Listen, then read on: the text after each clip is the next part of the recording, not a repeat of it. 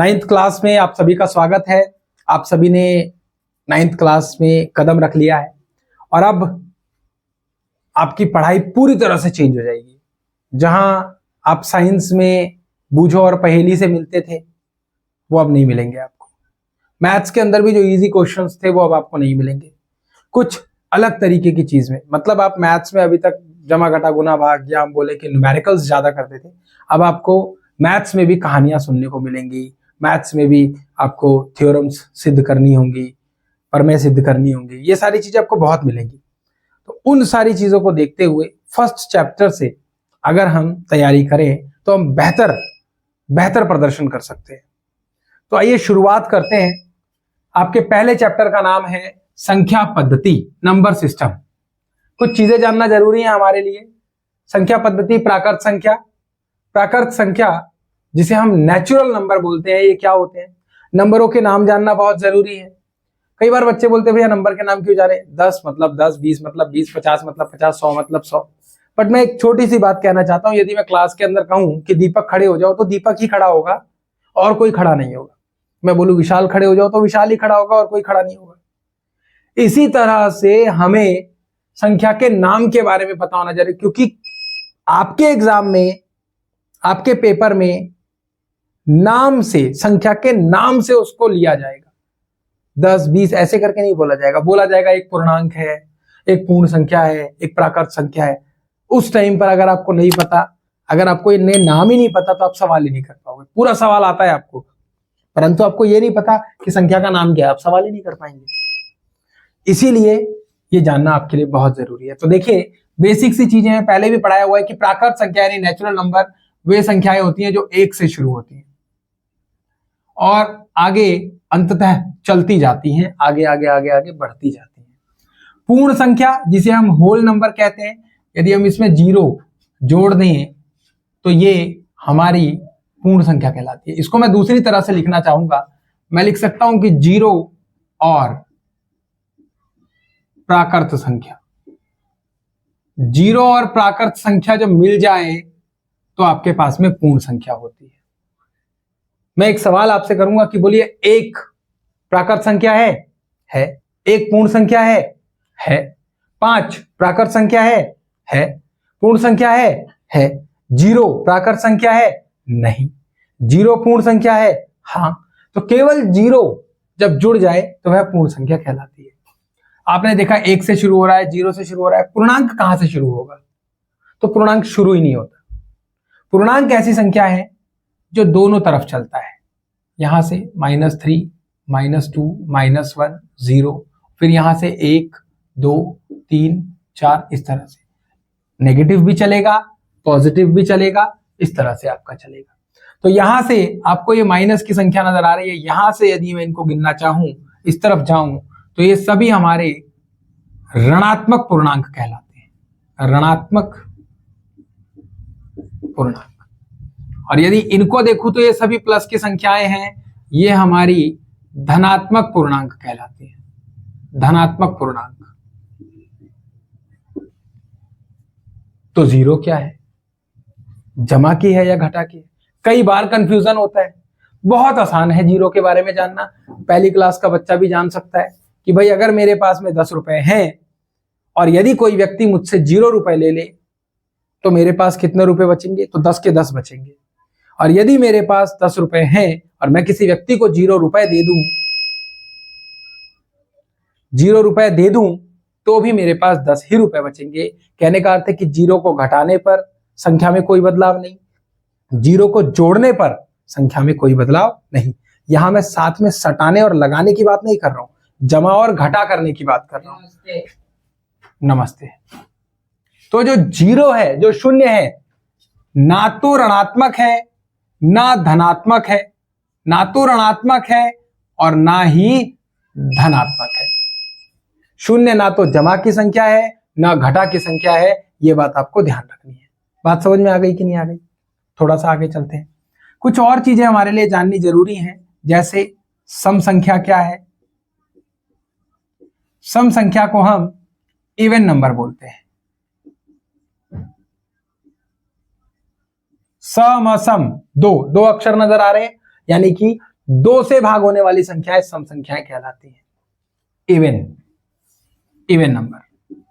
तो 2, 4, 6, 8, 10 इस तरीके की सभी संख्याओं को हम सम संख्या कहते हैं। इसी का उल्टा विषम संख्या। तो विषम संख्या क्या है? जिसे हम ऑड नंबर कहते हैं। अब ऑड नंबर क्या है? तो जो 2 से भाग ना हो वो इवन संख्या, इवन नंबर, ऑड नंबर है। जो 2 से भाग ना हो वो ऑड नंबर है, यानी विषम संख्या है। जैसे 1, 3, 5, 7, 9, 11 और इसी तरह से ये आगे चलती रहती है। थोड़ा सा और जानना आपके लिए जरूरी है, क्योंकि अगर ये दोनों संख्याओं के बारे में आपने नहीं जाना तो फिर थोड़ी सी इश्यूज बन जाएंगे। तो पहली बात कि आपके पास में एक संख्या होती है जिसे हम भाज्य संख्या बोलते हैं, और एक है अभाज्य संख्या। भाज्य संख्या जिसे हम डिविजिबल नंबर कहते हैं,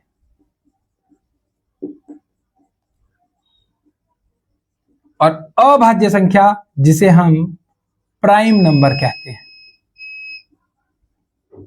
प्राइम नंबर बहुत सिंपल है, अपने आप का ध्यान सभी रखते हैं। पहली चीज, अपने आप का ध्यान सभी रखते हैं, और कोई एक मित्र और किसी का होता है। जिसके एक से ज्यादा मित्र हो वो भाज्य संख्या है, यानी कि डिविजिबल नंबर है।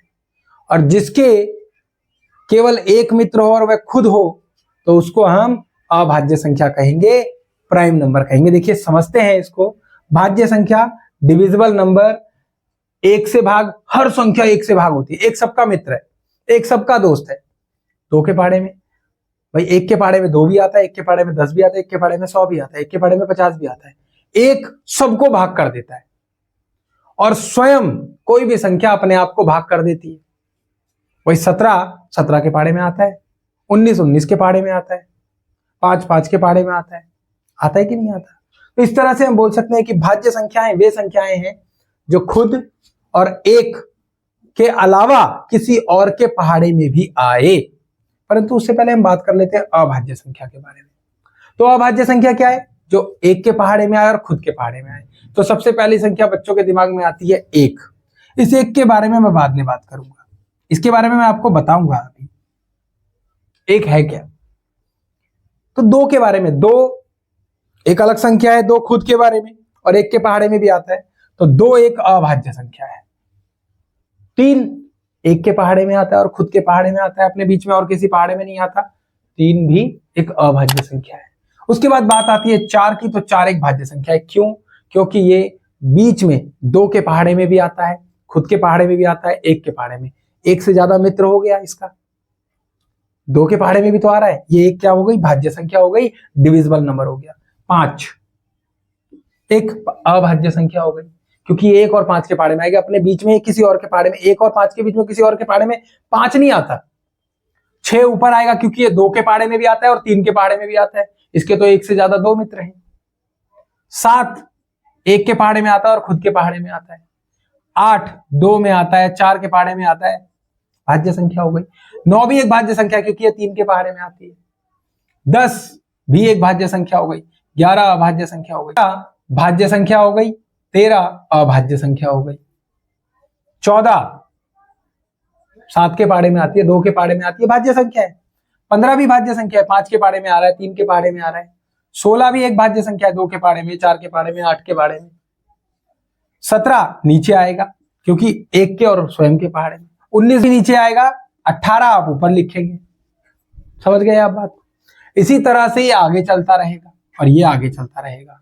परंतु सोचने की बात है, कई बच्चे इन दोनों संख्याओं को इन दोनों संख्याओं से कंपेयर करते हैं। याद रखिएगा, दोनों संख्याओं में बहुत फर्क है। अब इन संख्याओं को इन संख्याओं से थोड़ा जो कंपैरिजन है वो मैं समझाता हूं। यहां तो आपको एक विषम संख्या मिल जाएगी, परंतु एक ना तो भाज्य होती है ना अभाज्य होती है। तो हम बोलेंगे कि भैया ये तो ना तो भाज्य है और ना ही अभाज्य।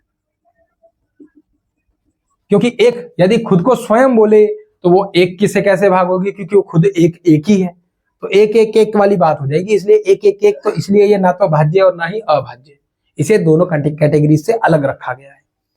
दो के बारे में बात कर लेते हैं। दो एक ऐसी संख्या है जो सम अभाज्य संख्या है।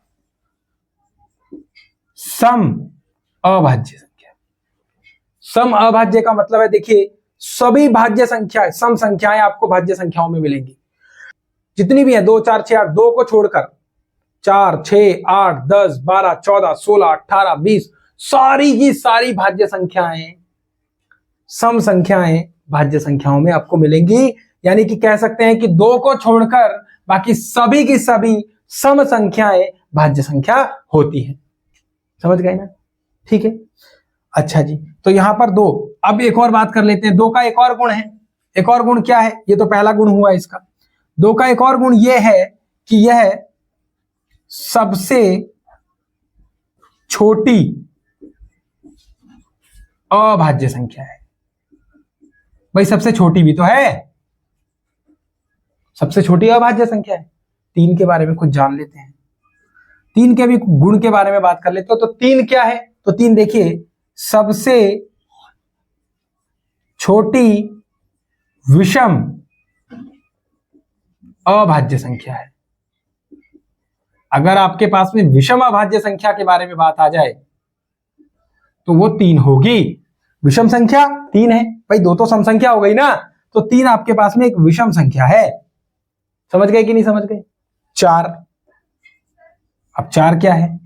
तो 4 सबसे छोटी भाज्य संख्या है। 4 सबसे छोटी भाज्य संख्या है। 5 का गुण 3 के गुण जैसा है, परंतु सबसे छोटी नहीं है, इसलिए 5 के गुण को हम छोड़ देंगे, 7 के गुण को छोड़ देंगे।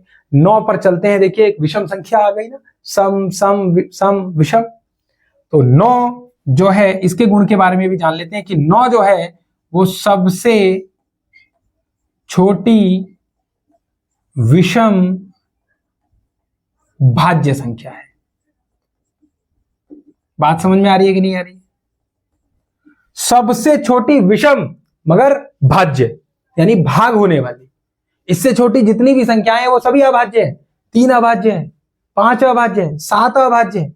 जैसे ही 9 आते हैं वो 3 के पहाड़े में आ जाता है, तो वो क्या बन जाता है? एक भाज्य संख्या बन जाती है, एक डिविजिबल नंबर बन जाता है 9। बात समझ में आ रही है? ये कुछ गुण हैं भाज्य और अभाज्य के, भाज्य और अभाज्य के, जो सम और विषम से कुछ कुछ कोरिलेट करते हैं, कुछ कुछ रिश्ता रखते हैं। उनके नाम से जोड़ जोड़ कर आ रहा है कि नहीं आ रहा है? इस तरीके की बातें समझ में आ गई। अब 2 और महत्वपूर्ण संख्याओं के बारे में इस बार बात करेंगे हम। 2 महत्वपूर्ण संख्याएं हैं। नंबर 1 परिमेय संख्या। अब परिमेय संख्या क्या है? तो परिमेय संख्या को हम रैशनल नंबर बोलते हैं।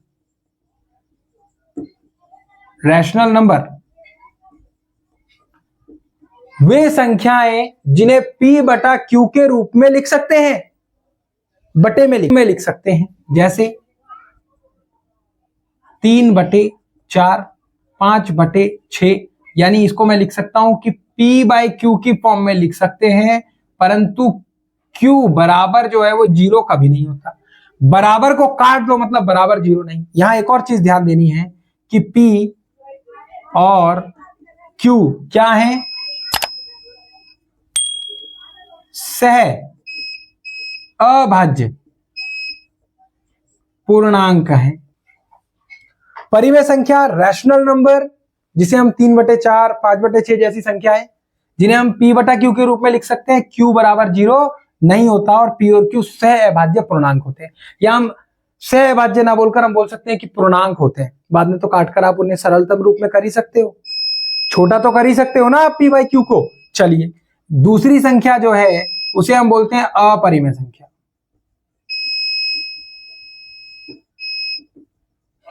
अपरिमेय संख्या, इसे हम इररेशनल नंबर बोलते हैं। और सीधी भाषा में समझनी है कि इर्रेशनल नंबर को P बाई क्यू के रूप में नहीं लिखा जा सकता।